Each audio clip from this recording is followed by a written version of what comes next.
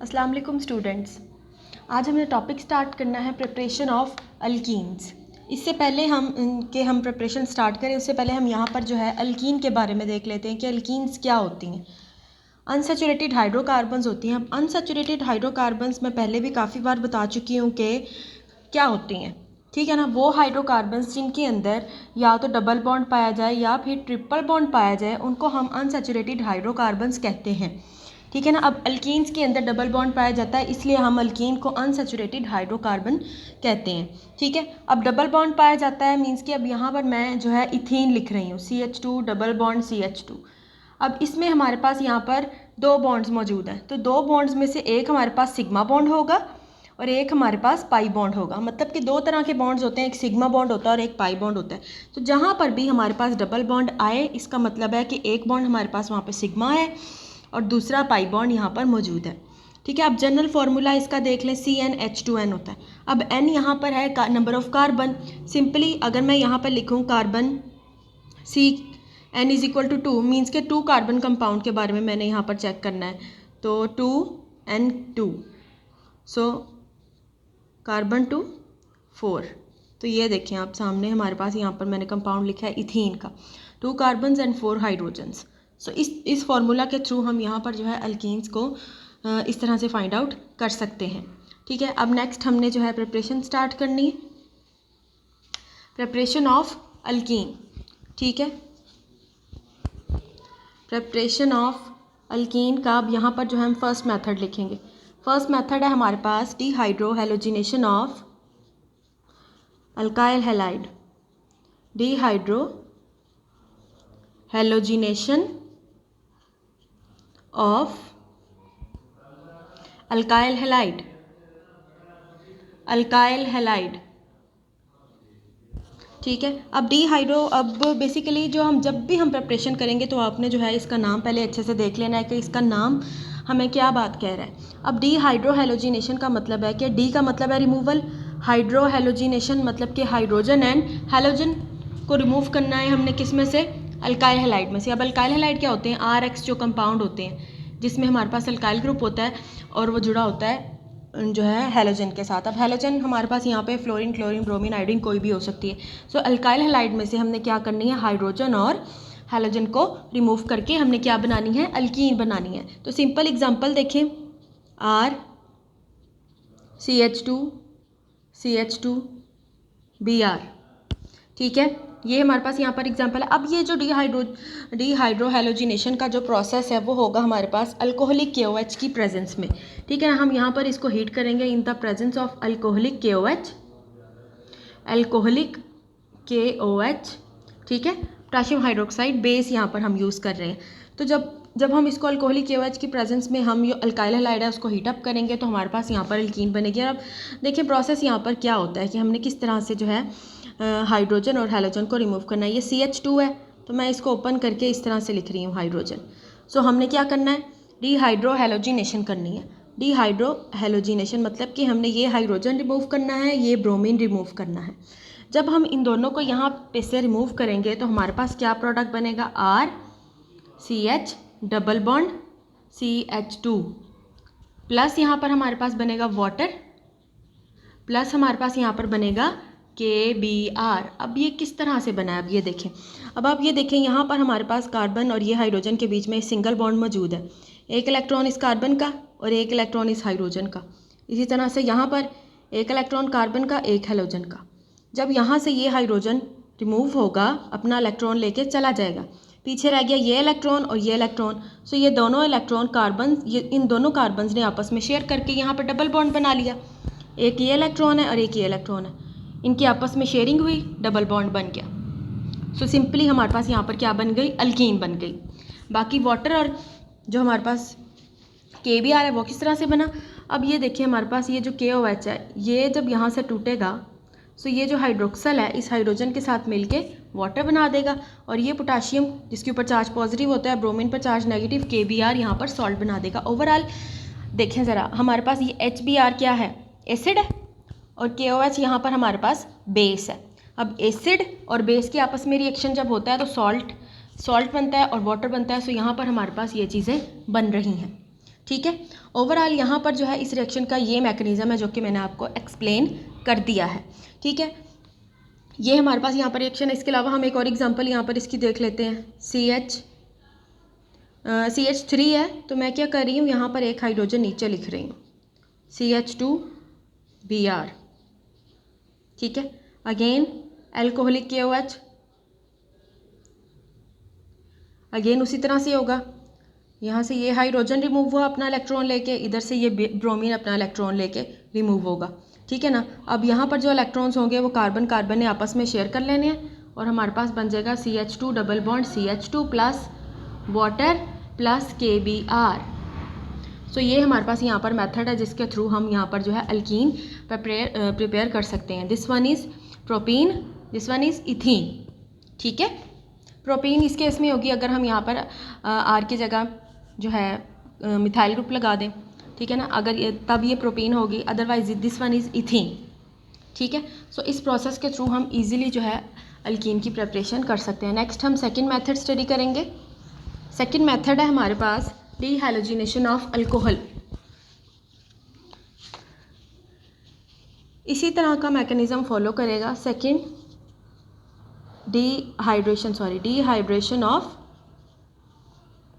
Dehydration of alcohol. अब dehydration of alcohol का मतलब होता है कि हमने यहाँ पर सिंपल सी बात है, डिहाइड्रेशन हो रही है। डिहाइड्रेशन मतलब कि वाटर मॉलिक्यूल रिमूव करना है, -H2O करना है। किस में से? अल्कोहल्स में से हमने यहाँ पर जो है वाटर को रिमूव करना है। सिंपल यहाँ पर अगेन हमारे पास यहाँ पर एग्जांपल है। अब ये जो हमारे पास डिहाइड्रेशन ऑफ अल्कोहल होगी, बहुत सारे जो यहाँ पर हमारे पास डिहाइड्रेटिंग एजेंट्स मौजूद होते हैं उनकी प्रेजेंस में होगी। टेम्परेचर हमारे पास यहाँ पर 340 से लेके 450 तक होगा। ठीक है, Al2O3 है हमारे पास डिहाइड्रेटिंग एजेंट। P2 हमारे पास यहाँ पर सल्फ्यूरिक एसिड होता है, H2SO4 जो हमारे पास एसिड होता है कंसनट्रेटेड, वो हम इसको यहाँ पर जो है डिहाइड्रेटिंग एजेंट के तौर पर यूज़ कर सकते हैं। P4 जो O10 होगा उसको हम यूज़ कर सकते हैं एज डिहाइड्रेटिंग एजेंट। तो यहाँ पर जो हमने जो रिएक्शन करना है उसमें हम Al2O3 को एज डिहाइड्रेटिंग एजेंट यूज़ करेंगे। R है हमारे पास CH2OH, ये हमारे पास यहाँ पर जो है अल्कोहल है। This one is primary alcohol. Primary secondary tertiary का कॉन्सेप्ट मैं आपको दूंगी, पहले आप ये रिएक्शन समझ लें। ठीक है, अब ये हमारे पास यहाँ पर जो है OH है, मैंने ये CH2 है तो मैं इसकी एक हाइड्रोजन यहाँ पर नीचे लगा रही हूँ। ठीक है, Al2O3 की प्रेजेंस में और हमारे पास यहाँ पर टेम्परेचर है 340 से 450 डिग्री सेंटीग्रेड। ठीक है, अब मैंने यहाँ से क्या रिमूव करना है? वाटर रिमूव करना है, -H2O करना है। तो यहाँ से ये हाइड्रोजन और यहाँ से ये हाइड्रोक्सल रिमूव होगा। अगेन वैसे मैंने पहले बताया था इलेक्ट्रॉन्स लेके यहाँ से निकलेगा और कार्बन का जो इलेक्ट्रॉन होगा और इस कार्बन का जो इलेक्ट्रॉन होगा उन्होंने आपस में शेयर करके डबल बॉन्ड बना देना है। ठीक है ना, तो प्रोडक्ट हमारे पास बना RCH double bond CH2 plus यहाँ पर बना वाटर। सो ये हमारे पास यहाँ पर जो है जनरल रिएक्शन है डिहाइड्रेशन ऑफ अल्कोहल का, और इस मैकेनिज्म को फॉलो करते हैं। हाइड्रोजन और हाइड्रोक्सल मिलके यहाँ पर वाटर बना देंगे, अपना अपना इलेक्ट्रॉन लेके यहाँ से निकल जाएंगे और ये इलेक्ट्रॉन जो कि इस कार्बन पे मौजूद है और इस कार्बन का इलेक्ट्रॉन ये दोनों आपस में शेयर करके यहाँ पर अल्कीन बना देंगे। ठीक है, नेक्स्ट वो कह रहे हैं कि हमारे पास यहाँ पर जो है अल्कोहल्स होते हैं डिफरेंट तरह के। प्राइमरी अल्कोहल है, सेकेंडरी अल्कोहल है और टर्शरी अल्कोहल है। उनकी डिहाइड्रेशन करवाई हुई है उन्होंने यहाँ पर in the presence of sulphuric acid. तो हम नेक्स्ट वो देखेंगे। तो वो करने से पहले आप देख लें कि प्राइमरी, सेकेंडरी और टर्शरी क्या होता है। ठीक है, अब ये हमारे पास यहाँ पर जो है मैंने कार्बन की टोटल 4 वैलेंसी होती है। ठीक है, अब ये मैंने यहाँ पर लगा दिया फंक्शनल ग्रुप। ठीक है, अब ये फंक्शनल ग्रुप के साथ वाली कार्बन पे अगर हमारे पास एक अल्काइल ग्रुप लगा हो, बाकियों पे हाइड्रोजन लगी हो, तो हम उसको कहेंगे कि क्या है? Primary alcohol. मतलब कि या इस तरह हम अल्काइल हैलाइड को भी कर सकते हैं। ठीक है, फंक्शनल ग्रुप के साथ वाले कार्बन पे एक कार्बन अटैच है, उसको हम बोलते हैं प्राइमरी अल्कोहल।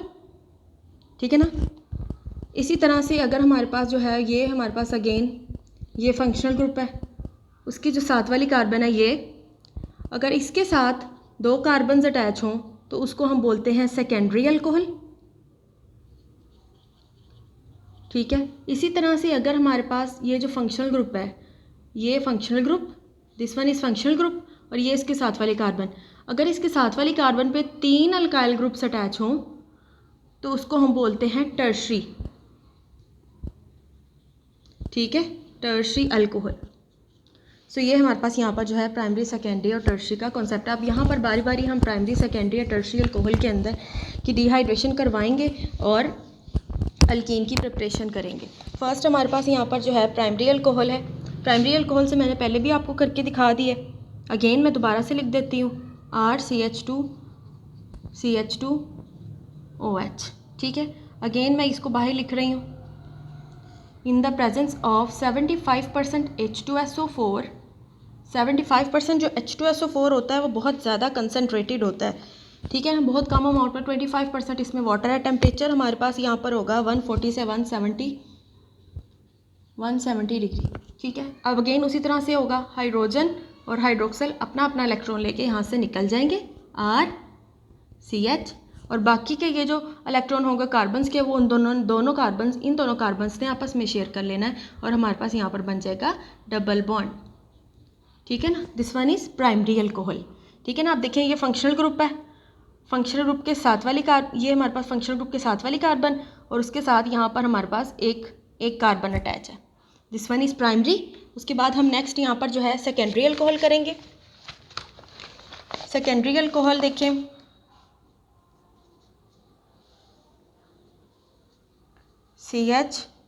CH2, ये हमारे पास यहाँ पर जो है सेकेंडरी अल्कोहल है।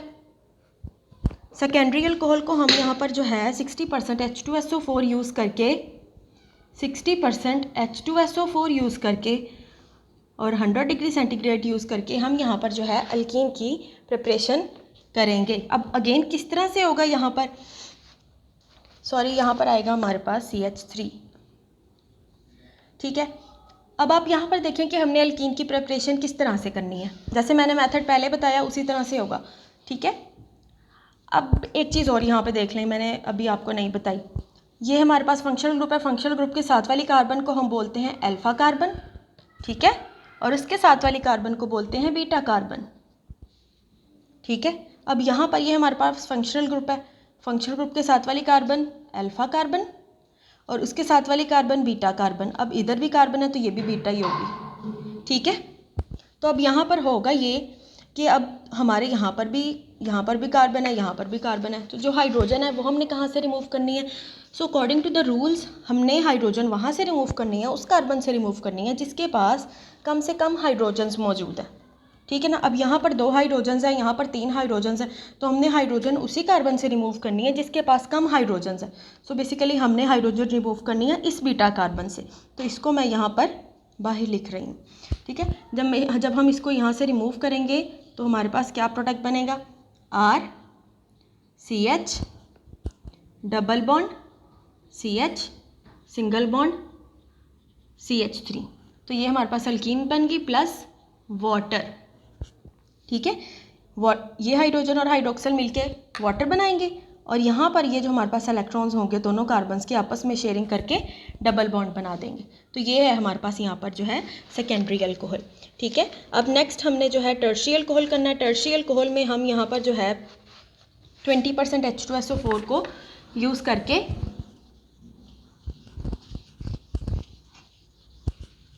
अल्कीन बनाएंगे। ठीक है, ये है अब हमारे पास टर्शियरी।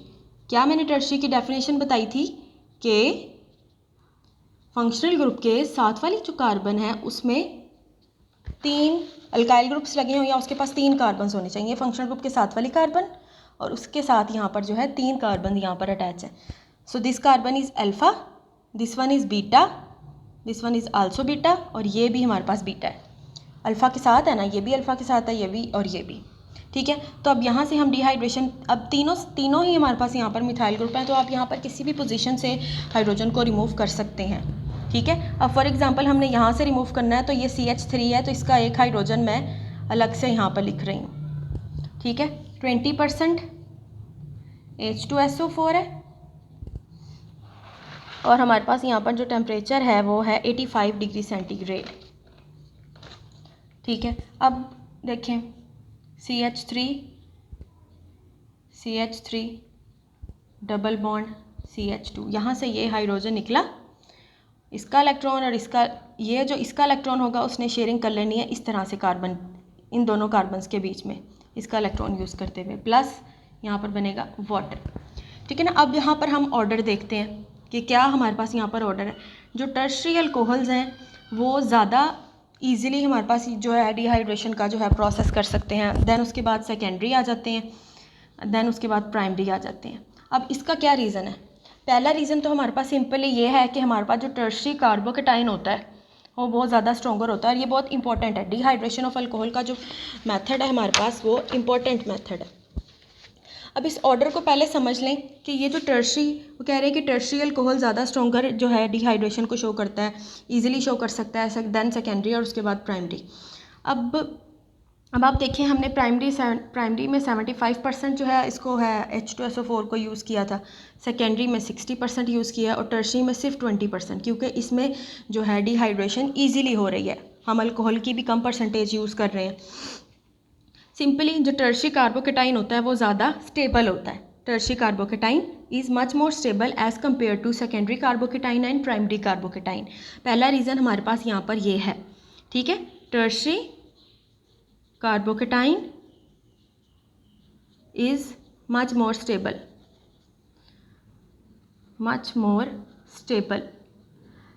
अब सेकंड जो रीज़न है वो हमारे पास ये है कि हमारे पास ये जो मिथाइल ग्रुप्स लगे हुए हैं टर्शरी पे, ये मिथाइल ग्रुप, ये मिथाइल ग्रुप, ये मिथाइल ग्रुप, ठीक है, these are electron donating. Methyl group जो है इलेक्ट्रॉन डोनेटिंग ग्रुप होता है। ठीक है, सो इलेक्ट्रॉन डोनेटिंग ग्रुप के इफेक्ट की वजह से भी जो टर्शरी होता है वो ज़्यादा स्टेबल होता है, उसके बाद देन सेकेंडरी आ जाता है और उसके बाद देन प्राइमरी आ जाता है, क्योंकि टर्शरी में ज़्यादा मिथाइल्स मौजूद हैं, सेकेंडरी में उससे कम है और प्राइमरी में सबसे कम जो है जो अल्काइल ग्रुप्स मौजूद होते हैं। सो अल्काइल ग्रुप्स जो हैं ओवरऑल इलेक्ट्रॉन डोनेटिंग इफेक्ट को शो करते हैं, इलेक्ट्रॉन डोनेटिंग इफेक्ट।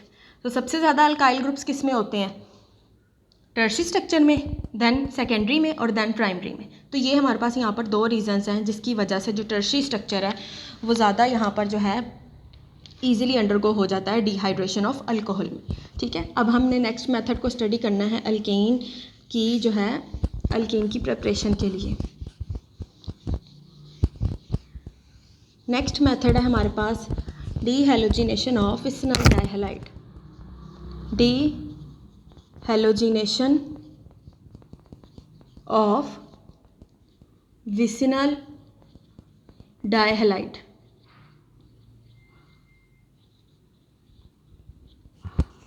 अब इसकी स्टेटमेंट देख लें। इसकी स्टेटमेंट क्या है, डीहैलोजिनेशन मींस कि हमने हैलोजिनेशन को रिमूव करना है विसिनल डाइहैलाइड्स। अब विसिनल डाइहैलाइड्स क्या होते हैं, बेसिकली वो हैलाइड्स, विसिनल का मतलब होता है एडजेसेंट, एडजेसेंट मतलब कि एडजेसेंट वो कार्बन्स जो एक दूसरे के साथ साथ लगी हों और उसके ऊपर हमारे पास जो है हैलोजन्स लगी हों, उसको हम बोलते हैं विसिनल। विसिनल मतलब एडजेसेंट, साथ साथ या पड़ोसी। जैसे ये एक चीज़, ये एक चीज़, ये एक दूसरे के साथ साथ है ना, सो बेसिकली एडजेसेंट होते हैं एक दूसरे के। ठीक है ना, तो उसको हम बोलते हैं विसिनल डाइहैलाइड्स। RCH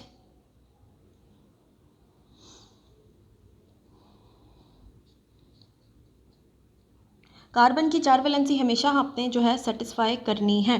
CH2 है, ठीक है ना। अब ये हमारे पास दो एडजेसेंट कार्बन्स हैं, ठीक है ना। अब ये कार्बन देखिए कितने बॉन्ड बना रही है, एक इधर और एक ये तीसरा हाइड्रोजन के साथ, चौथा हैलोजन के साथ। अब ये देखें ये वाली कार्बन, एक इधर, दो इधर, तीन, चौथा हैलोजन के साथ।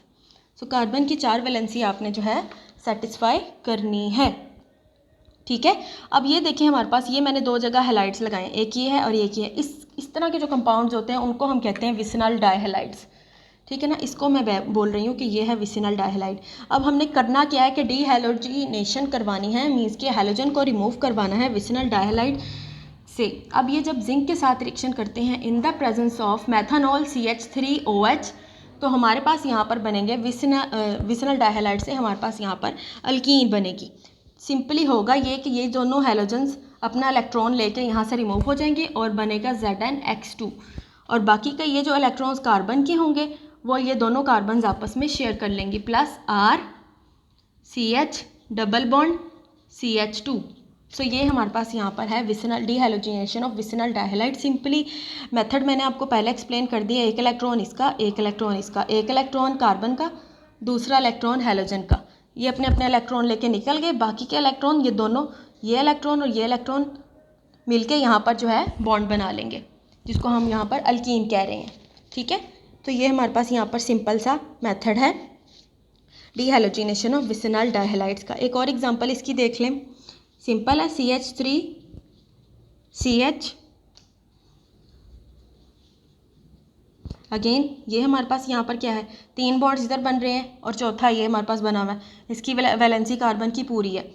अब इधर देखें, ये वाली कार्बन है, इसका एक बॉन्ड इधर, एक बॉन्ड इधर, तो तीसरा हाइड्रोजन के साथ, चौथा हैलोजन के साथ, इधर भी 1 2 3, चौथा हैलोजन के साथ, इसके 4 पूरे हैं। सो हैलोजन लगा सेंटर वाली जो 2 कार्बन है वहाँ पर, यहाँ से in the presence of zinc, और हमारे पास यहाँ पर है मैथानॉल CH3OH।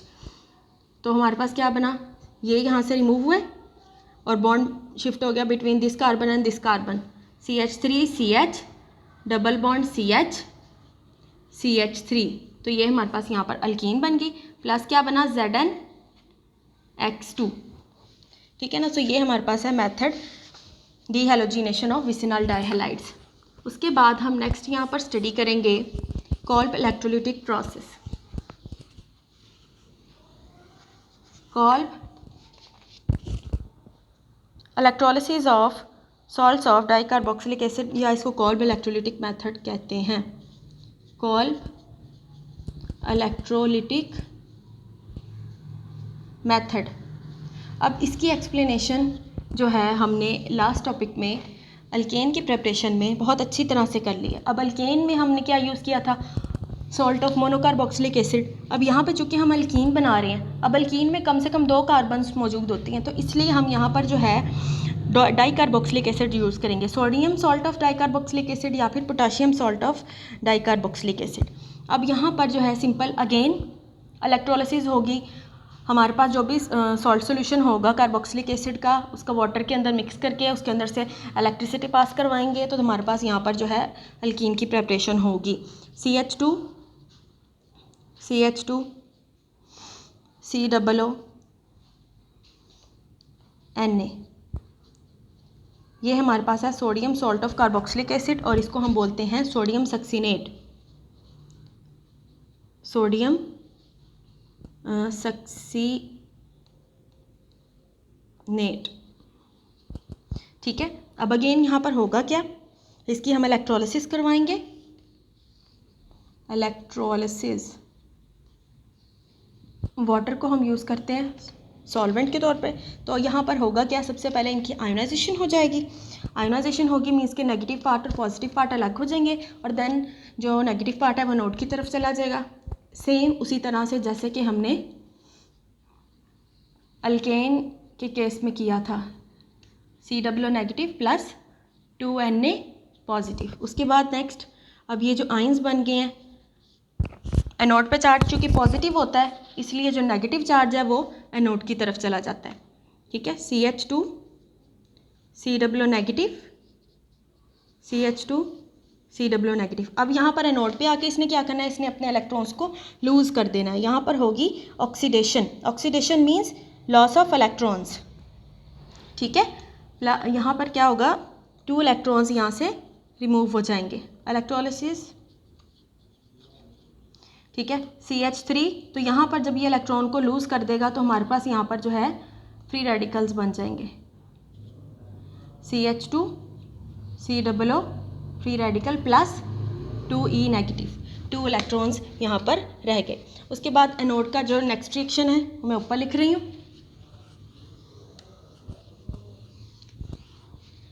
Again CH2 COO negative, COO ये फ्री रेडिकल,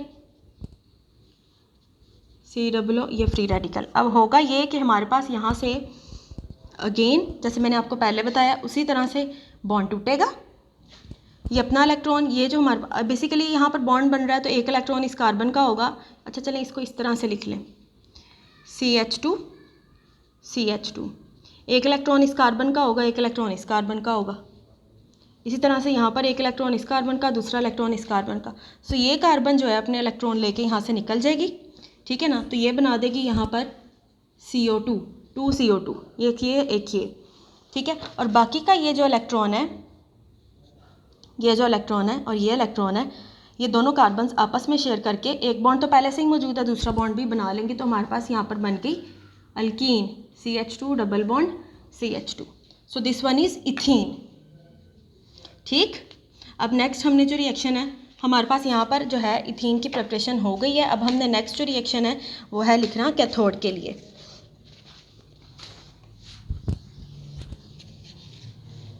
अब एट कैथोड कौन सा रिएक्शन होगा?